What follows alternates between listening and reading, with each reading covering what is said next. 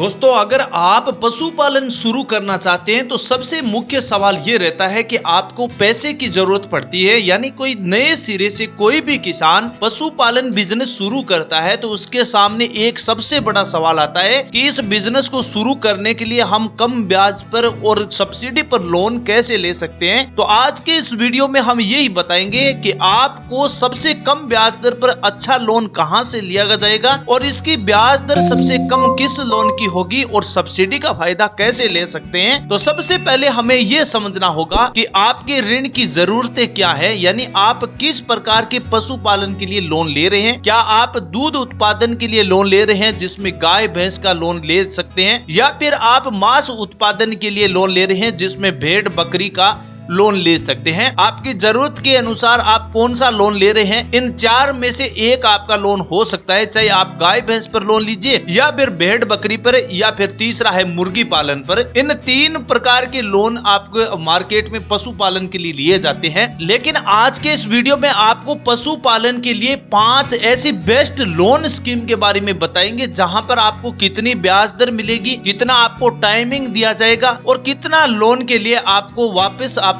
किस्तों में सब्सिडी दी जाएगी। इन सभी पॉइंट्स को एक एक करके हम जानने वाले हैं। तो सबसे पहला पॉइंट आता है, 1 नंबर लोन स्कीम है नाबार्ड पशु लोन स्कीम। इस लोन स्कीम की क्या खासियत है कि ये पशुपालन लोन स्कीम आपको एक गाय पर आपको 30,000 रुपया लोन देती है और एक भैंस पर आपको 50,000 रुपये ही लोन मिलेगा। इस लोन की ब्याज दर की बात करें तो केवल 7% प्रति वर्ष आपको ब्याज दर देना पड़ता है। इसमें कोई भी प्रकार का कंपाउंड इंटरेस्ट नहीं लगाया जाता है। लोन चुकाने का समय आपको 5 साल से 7 साल के बीच दिया जाता है, यानी अधिकतम आप इस लोन को 7 साल में चुकता कर सकते हैं। नाबार्ड लोन स्कीम के बीच आपको सब्सिडी का फायदा भी मिलता है। इसमें सब्सिडी का क्राइटेरिया SC ST और माइनॉरिटी के जो किसान है या महिला के नाम पर आवेदन होता है तो फिर आपको 25% से 35% की सब्सिडी नाबार्ड पशु लोन स्कीम में दी जाती है। नंबर 2 लोन स्कीम की बात करें तो जिसमें है कृषि विकास बैंक, जिसे एग्रीकल्चर डेवलपमेंट बैंक कहा जाता है। इस कृषि विकास बैंक में प्रति गाय पर आपको 40,000 रुपया लोन मिलता है और प्रति भैंस पर आपको 60,000 रुपया लोन मिलता है। बात करें इसकी ब्याज दर की तो ये बैंक ब्याज दर में आपको 7.5% ब्याज दर प्रति वर्ष के हिसाब से देना पड़ता है। इस लोन स्कीम की सबसे अच्छी खास बात है कि इस लोन को चुकाने के लिए आपका टाइमिंग 8 साल का हो जाता है, जहां नाबार्ड में 7 साल का टाइमिंग मिल रहा था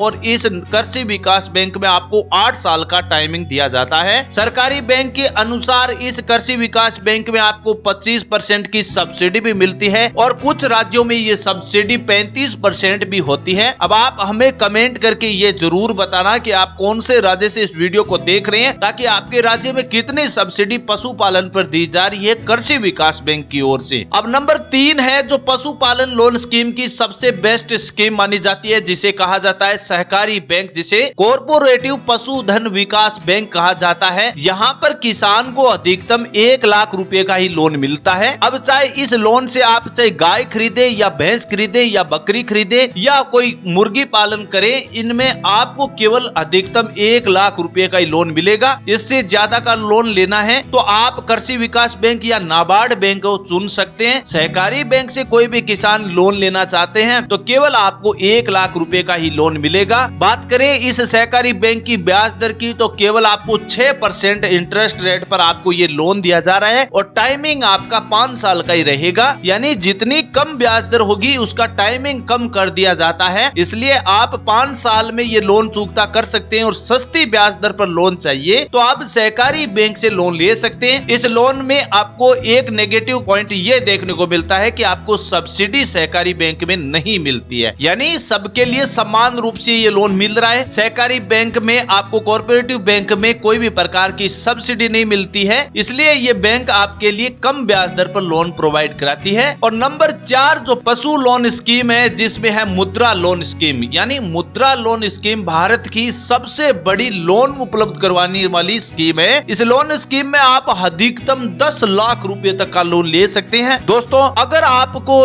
पशुपालन लोन लेना है और बड़े स्तर पर आप कोई फार्म शुरू करना चाहते हैं तो 10 लाख रुपए लोन केवल आप मुद्रा लोन स्कीम से ही ले सकते हैं। इससे बढ़िया और इससे बड़ा लोन आपको कोई भी नहीं मिलेगा। किसी भी संस्था, कोई भी बैंक या प्राइवेट हो, सहकारी हो, कोई भी बैंक है वो आपको लोन नहीं देती है। 10 लाख रुपए का लोन केवल मुद्रा लोन स्कीम में मिलता है। बात करें इस मुद्रा लोन की ब्याज दर की, तो ये बैंक आपको 8% ऋण पर आपको लोन प्रोवाइड करा रही है। चाहे आपका लोन 10 लाख रुपए हो या 5 लाख रुपए हो या फिर 2 लाख रुपए हो, आपकी ब्याज दर समान रूप से 8% आपको इंटरेस्ट रेट देनी पड़ती है। अब बात करते हैं इसके लोन की टाइमिंग की, तो लोन आपको 7 साल में चुका सकते हैं। सभी प्रकार के बिजनेस है जिसमें आप छोटे स्तर का बिजनेस शुरू कर सकते हैं या फिर मध्यम स्तर का कोई भी बिजनेस शुरू करना है तो आप मुद्रा लोन से सिर्फ 8% इंटरेस्ट पर 10 लाख रुपए तक का लोन ले सकते हैं। अब दोस्तों इस मुद्रा लोन स्कीम में दूसरी लोन PM-EGP लोन स्कीम है जिसमें आपको सब्सिडी मिलती है, लेकिन आपको मुद्रा लोन स्कीम में कोई भी प्रकार की सब्सिडी नहीं मिलती है। अब बात करते हैं लास्ट और फाइनल 5 नंबर जो पशुपालन के लिए सबसे अच्छी बैंक बताई जा रही है, जो है प्राइवेट बैंक पशुधन लोन स्कीम। यानी प्राइवेट बैंक पशुधन लोन स्कीम कौन सी होती है, जिसमें HDFC बैंक है, एक्सिस बैंक है, ICICI बैंक है, पंजाब नेशनल बैंक है। ये बैंक सभी प्राइवेट बैंक पशुधन योजना में शामिल होती है और यहाँ से अगर कोई भी किसान लोन लेता है तो आपको 5 लाख रुपए का लोन अधिकतम दिया जाता है। लेकिन इसका नेगेटिव पॉइंट ये किसान साथियों, इस लोन की ब्याज दर की बात करें तो ये 9% से 13% इंटरेस्ट पर आपको लोन देती है। यानी सबसे महंगी ब्याज दर में प्राइवेट पशुधन बैंक है जहां पर आपको सबसे ज्यादा ब्याज दर देनी पड़ती है। टाइमिंग आपको 6 साल का दिया जाता है, यानी इस लोन को चुकाने का टाइमिंग आपको 6 साल का दिया जा रहा है। अब कोई भी किसान इन 5 में से एक विकल्प को चुनना चाहे तो आपको क्या चुनना होगा, कौन कौन से फैक्टर्स आपको ध्यान में रखने होंगे। यानी इन 5 लोन स्कीम में से अगर आपको एक सेलेक्ट करना हो तो सबसे पहले आपको कम ब्याज दर वाली लोन स्कीम को चुनना होगा। नंबर 2 पॉइंट है आपकी जरूरत के हिसाब से जितना आपको लोन उपलब्ध मिल रहा है और उसकी जो टाइमिंग मिल रही है, यानी लोन चुकाने का समय मिल रहा है, उस बैंक को आपको सेलेक्ट करना है, स्कीम को सेलेक्ट करना है। तीसरा ये आपको फैक्टर ध्यान में रखना है कि आप में जितने कम दस्तावेजों की जरूरत पड़ती है, जिसकी पात्रता आसानी से सरल तरीके से हम पूरी कर सकते हैं, वो स्कीम को आपको सिलेक्ट करना चाहिए। चौथा पॉइंट ये है कि सब्सिडी में अगर कोई आपको लाभ मिल रहा है तो उस स्कीम को ही आपको कंसिडर करना चाहिए, क्योंकि दोस्तों जो भी लोन स्कीम होती है उसकी ब्याज दर और लोन की राशि, दस्तावेज और सब्सिडी का फायदा, इन सभी पॉइंट्स को पूरा करती है जो लोन स्कीम,